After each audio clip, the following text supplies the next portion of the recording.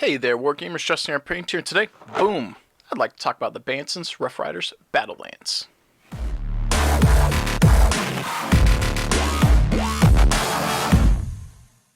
I'd like to welcome you guys back to the channel. If you are new here, I'd like to encourage you guys to hit that like and subscribe button. Help us grow the channel. You guys have been really nice with the likes and the subscribes and the comments lately. Tremendous, actually, if I'm honest with you. And let's keep it going. So, before we get started today, big shout out to Fortress Miniatures and Games.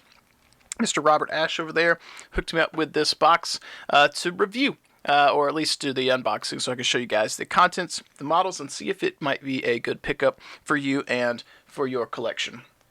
Now, I do want to say that I did offer to pay for this, and then ultimately did pay for this, and then Bobby refunded me and wanted me to put a video up on the YouTube, which I was going to do anyway, but getting that out in the front there so you guys know that, yeah, sponsor the channel, went ahead and sent me a thing, even though I was willing to pay for it. So, that being said, let's jump into this today.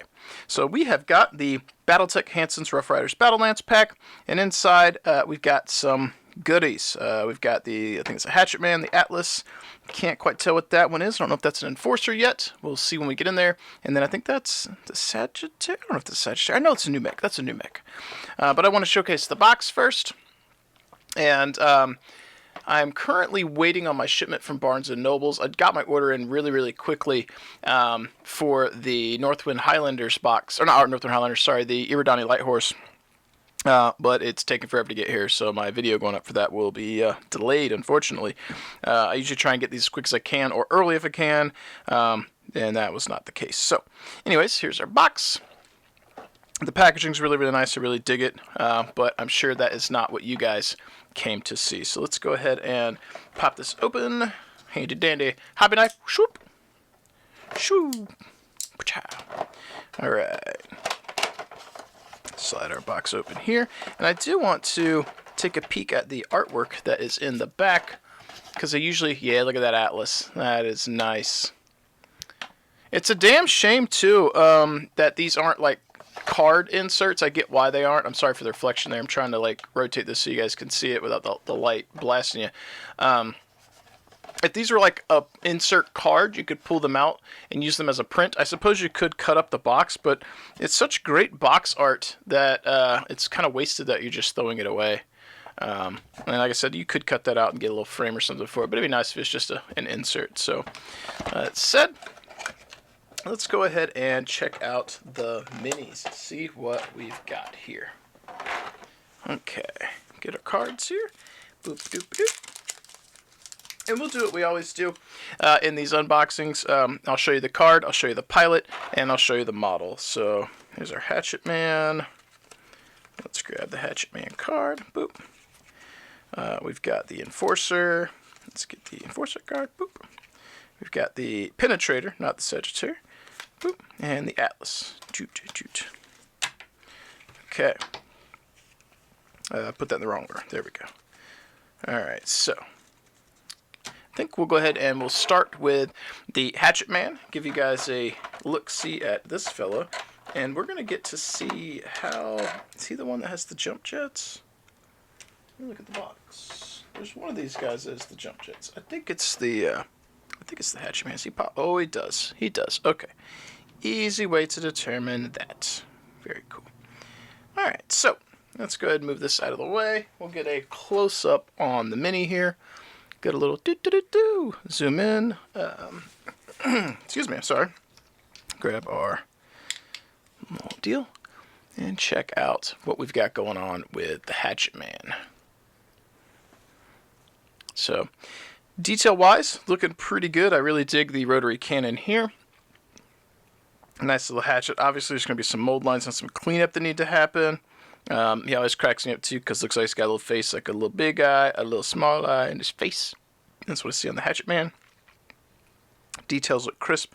He's a little loose on here, so like if you're intending to move him around, like magnets might be good, or you might just go ahead and perma mount him if you're not terribly worried about swapping in between.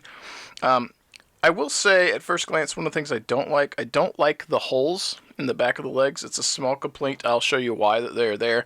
I don't know. I don't like that. I feel like there could have been a better way. It's so obvious that there's those big holes in the legs for the plumes, which for me means that I will probably affix this permanently and not worry about swapping him off and on myself. And considering Battletech Alpha Strike in particular is a volumetric game, in that there's silhouettes on what a mech should be.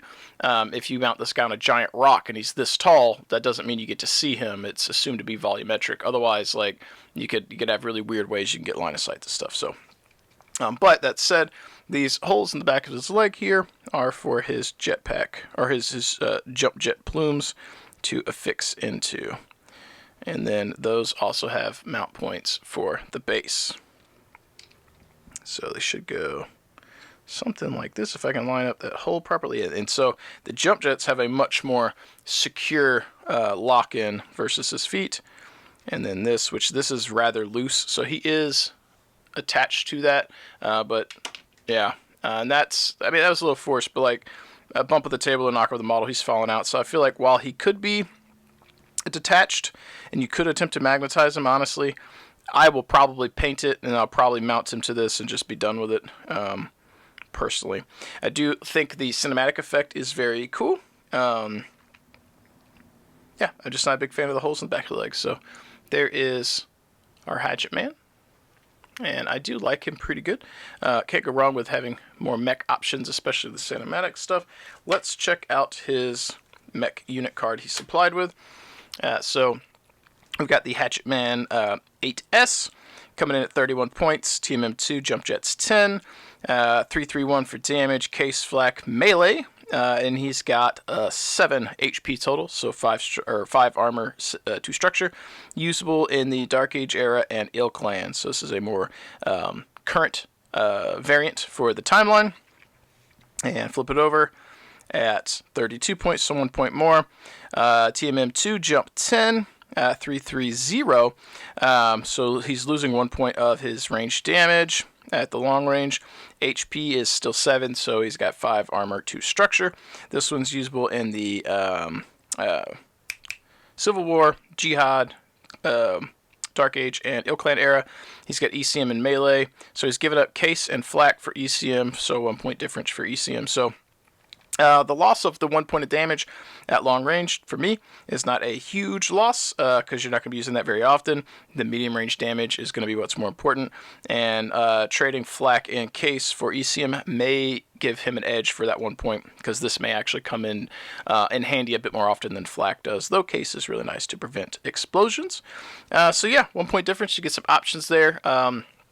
At this point, since my last unboxing videos, I have started to use a lot with the master unit list, but if you're watching this and you're a new player, and you're just using these cards, kind of knowing the difference between the two might be helpful for you and help you determine what you want to build with. I personally think for the 1 point difference that ECM could be useful, but you never know when you're going to hit with that ammo crit, so the case here.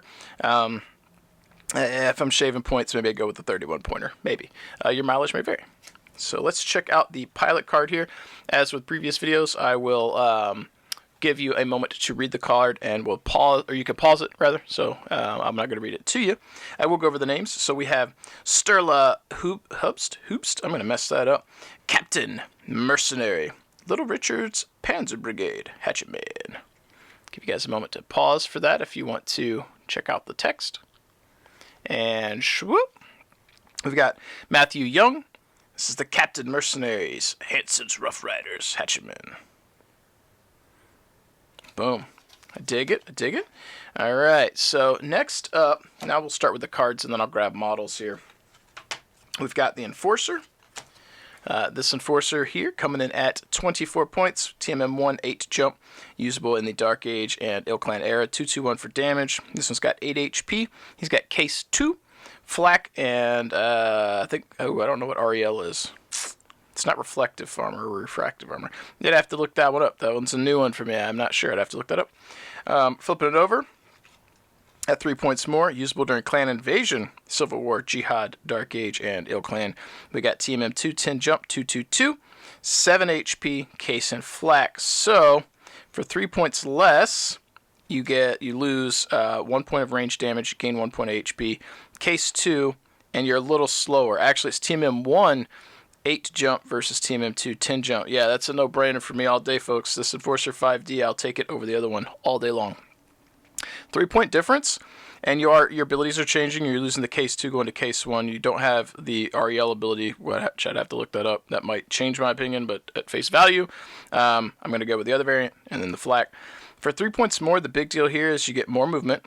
The long range damage, whatever. The medium range is the big deal. You do lose 1 structure, but the big deal, that 2 TMM, you're going from a 1 to a 2. That's massive. All day long, the TMM is going to save your life.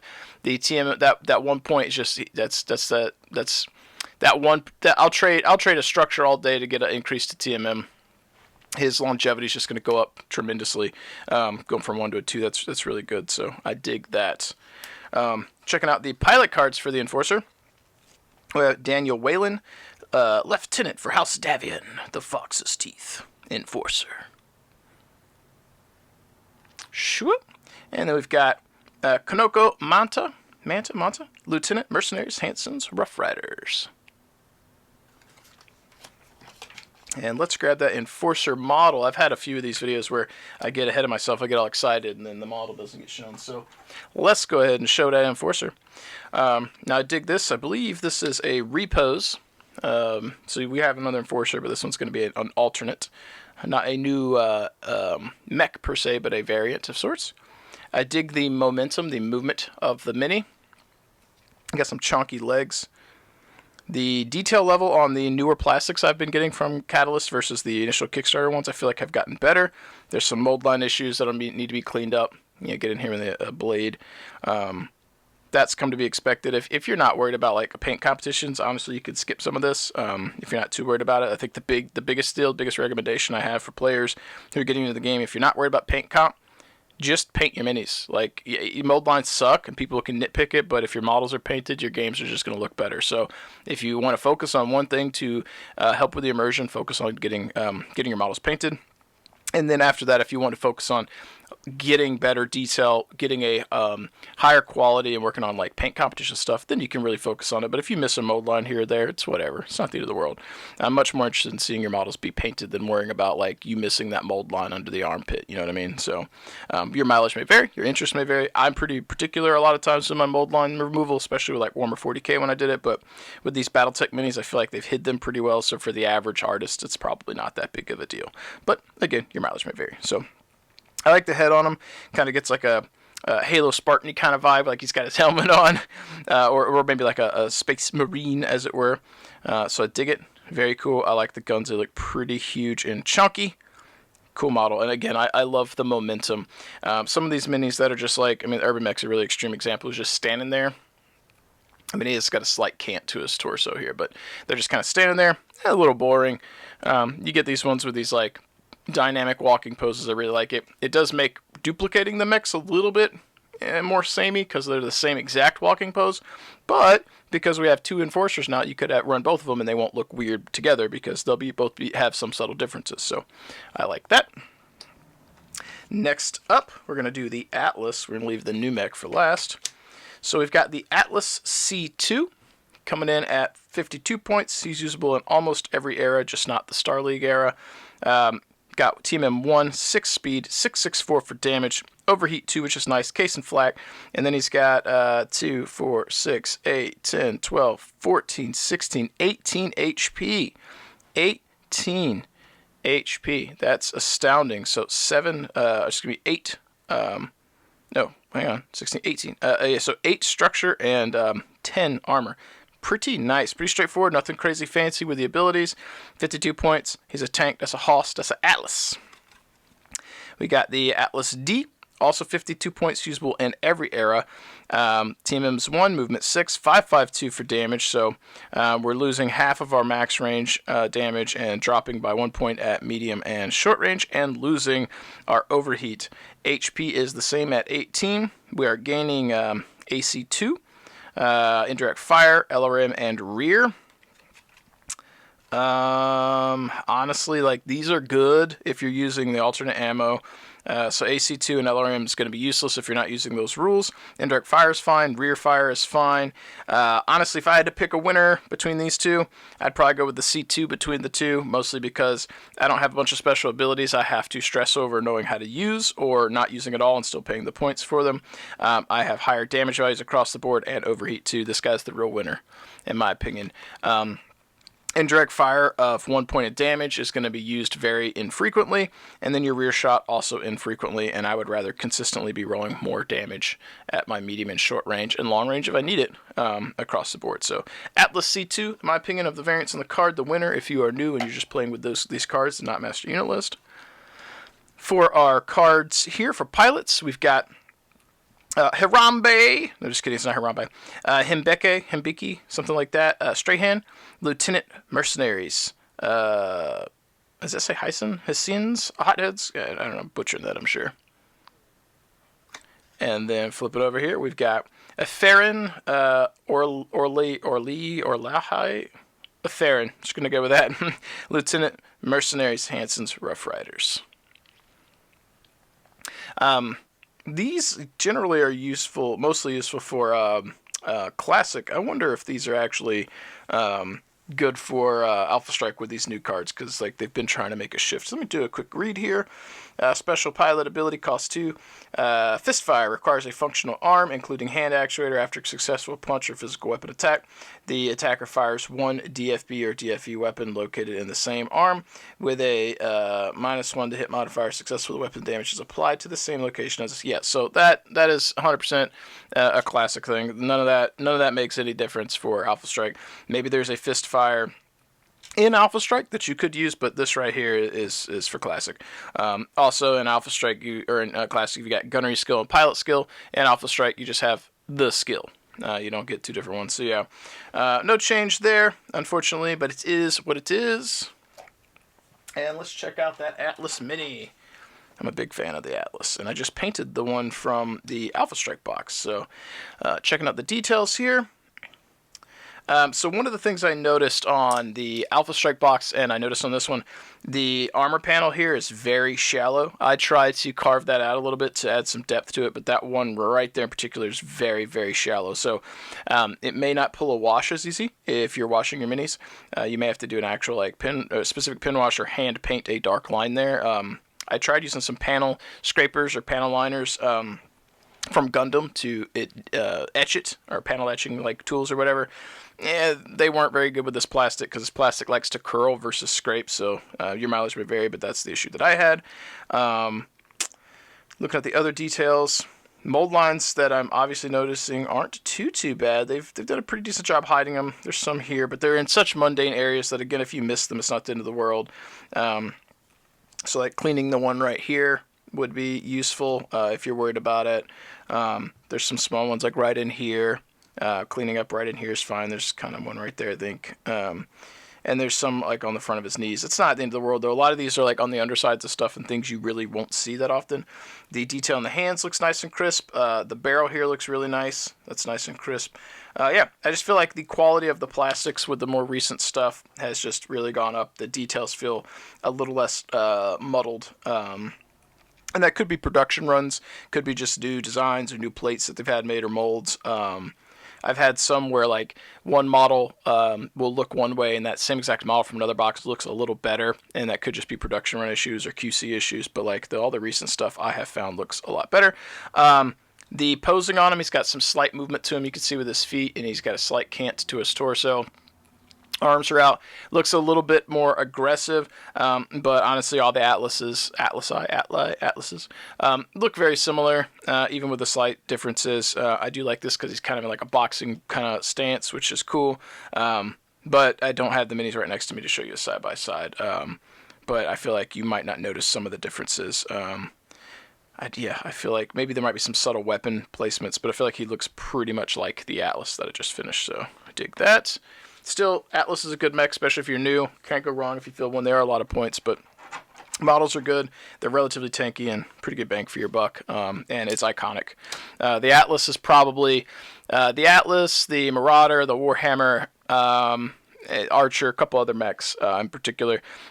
Those are to Inner Sphere what like a Timberwolf or a Mad Cat is to the Clanners. It's such an iconic mech. And as much as I like the Marauder and the Warhammer, which I feel like are iconic for Inner Sphere, I feel like if we're going with the layman, the uninitiated to Battletech, we could probably narrow that down even more and say that the Atlas is to Inner Sphere what the Timberwolf is to Clanners. In regards to the public, people that see this model or an Atlas or a picture who aren't initiated with Battletech probably know what it is, or they've seen it because it's so ubiquitous. I mean, hell, on the sides of the box, I mean, there's the freaking Atlas head. It's everywhere. It's what they do.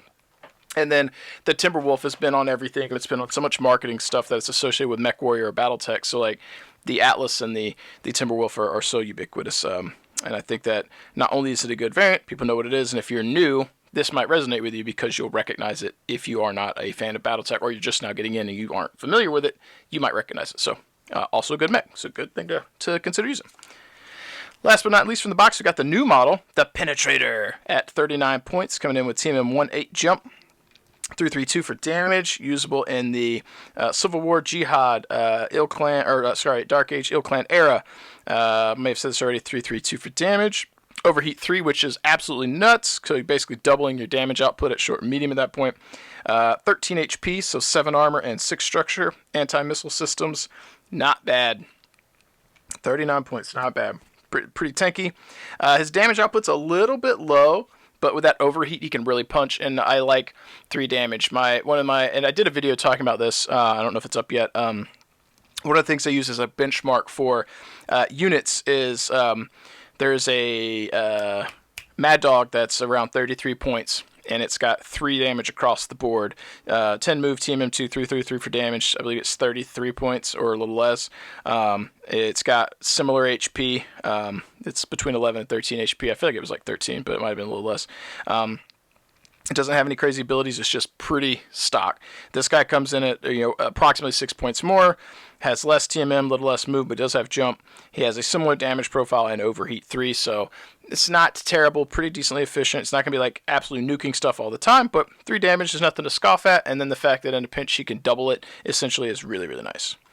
The alternate variant here, same point cost. This is the Penetrator 4D. This is usable in the Clan Invasion era, the Civil War, Jihad, the Dark Age, and Ill Clan. TMM 1-8 jump, so same. 332 for damage, same. 13 HP, so the same. So 7 armor, 6 structure, and AMS. The only difference I can discern here, they're both skirmishers, both same size, both AMS, same overheat. The only thing that I can discern is that this one's usable in a different era or an additional era. Stats look the same. The differences between the 4D and the 6T are probably something that's going to be more apparent in Classic.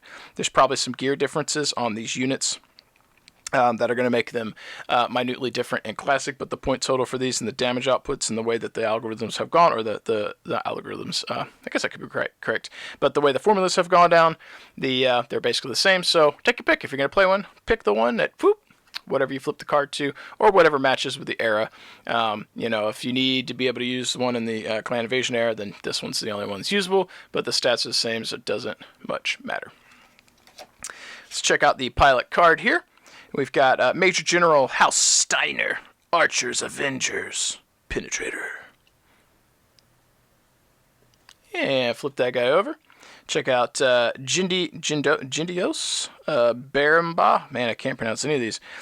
Captain Mercenary Hansen's Roughriders. And boom. That's our last unit card. Let's check out the Penetrator model here. And it's a honking boy. So, I dig the barrels. It's cool. I like big mechs. His legs kind of looks a little anemic, but, it's still cool. I like the proportions of the torso being kind of wide and short here. It's an interesting shape. Cockpit's got some nice areas to do some jeweling on, areas to do your lasers. He's got a little PP gun here. Please don't cancel me. I was going to say don't demonetize because I made a stupid crass joke, but not monetized anyway. So, but that's actually, I guess, more technically is like sternum gun versus PP gun. But yeah, big arm guns. Got some mold lines that need to be cleaned, which is kind of expected, especially on these rounded areas. One of the things I would end up painting on this that would probably go largely unseen, as I'd probably be doing his jump jets. He's got 4 here, which I'd probably paint up. No one would see them. I don't know if that's actually supposed to be a jump jet here, but I would probably also paint that spot right there because it looks like it would be a cool spot. But as you rotate the model and look at it like this, you're unlikely to see them, but I would probably do it because it's what I do. Yeah, I feel like some of the areas here are a little shallow, but when I rotate it, I can see down into the laser pips, so not too bad. Yeah, you lose a little bit of the knee detail here. It gets drowned out. It almost looks like it's supposed to be like a panel or something. Let me check out the picture. Yeah, I feel like this is supposed to be some kind of a panel, and it's just kind of washed out. When we look at the picture here, you can see there's green like knee pad. That's what it looks like. And while you could do one here, if this is supposed to be an upraised panel, which from the side, let me get a little tight in look here, because like again, this is the new model from the box, so you guys probably want to see more of it. This spot right here, you can see that's meant to be an actual panel line. Sorry for the dog barking, but when you rotate to here, you can't really see it. It gets really, really shallow. So you can see from the side, but from the front, like that gets lost.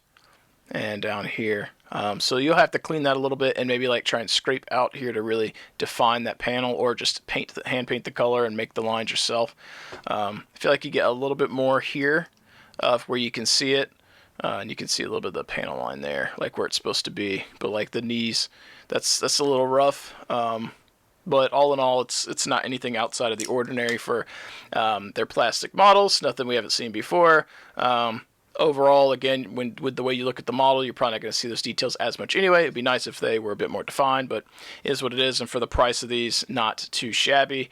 I feel like this box kit is less than $30, I think. I don't think they didn't put the price tag on here. I think these are MSRP $25 or $30, and Bobby and Fortress have them up discounted. So yeah, as we have looked at the details on this guy, I do want to do a quick recap one more time. We're not going to go back through the cards, but if you've made it this far and you really want to get another look at these, we'll go back through real quick and just give you guys a quick peek so you don't have to rewind the video or anything.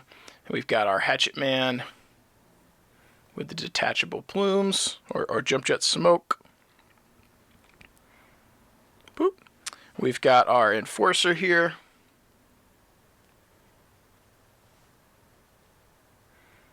We've got our Atlas.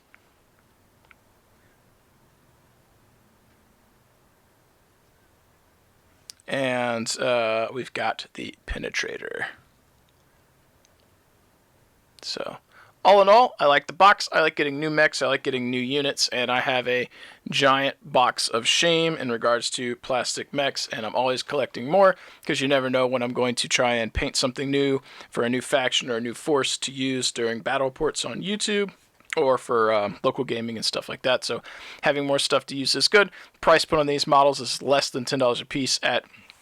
If this box MSRP is at $30, which it might, that puts these models at $7 and, I don't know, less, yeah, $7.50 a piece or something.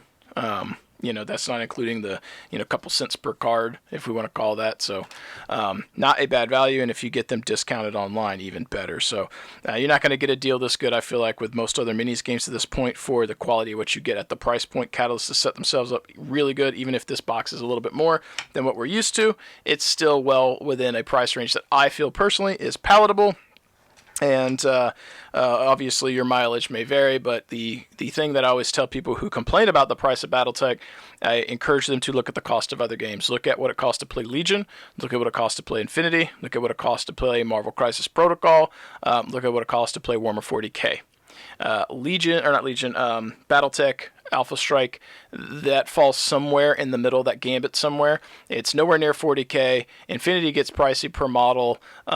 Legion needs quite a few models, even though it's affordable. MCP needs less models, but the models themselves per model are very expensive.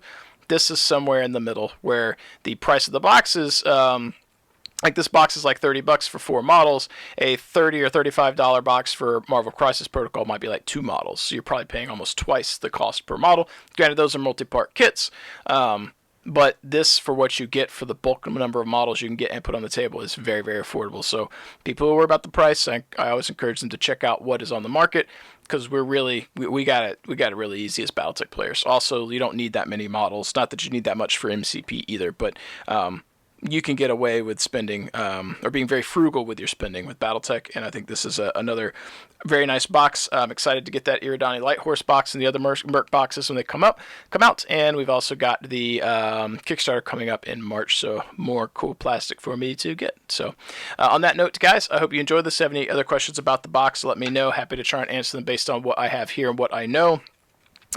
If this encourages you to pick up either this box or anything Alphastrike related, I'd love to know about that. Sound off in the comments below. I would like to know about your journey, your story, your embarkation into, if that's even a word, I might have made that up, into the Battletech hobby, the universe, the game. I get too vicariously to live through you for a moment when you share those stories and your excitement, because I've been into wargaming for a long time, and that thrill, that excitement that I had when I started has slowly faded. I like the minis, but that it's Christmas tomorrow kind of feeling when I got boxes is not what it is. It's not today what it was in the past. And if you're new and you're jumping in, you might have that feeling, and I might have helped encourage that by you stumbling across a video, and that makes me feel good, and I'd love to share in that experience with you. So on that note, if you guys would like to support what I do, check the description. I got some discount codes for Death Row Designs, Monument Hobbies, if you're looking to pick up some paints and work on our minis. And as always, if you're looking for anything Battletech related at all, check out Fortress Miniatures and Games, the guy that the company that graciously has sponsored the channel and provided this box for me to do the unboxing on and one day paint and play with these minis. Robert's a good guy. He's local, and check him out and show him some support. If you've made it this far and you haven't already, hit that like, subscribe button. Smash the like button like you're hitting that Alphastrike button and you're trying to blow up your friend's mechs, but in this case, you're trying to help blow up the channel in a positive direction. But on that note, it's time for me to go. You guys know I'll ramble and find goofy stuff to say if I can, so let's end it here. As always, keep rolling your dice, keep painting your models, and I will catch you guys next time.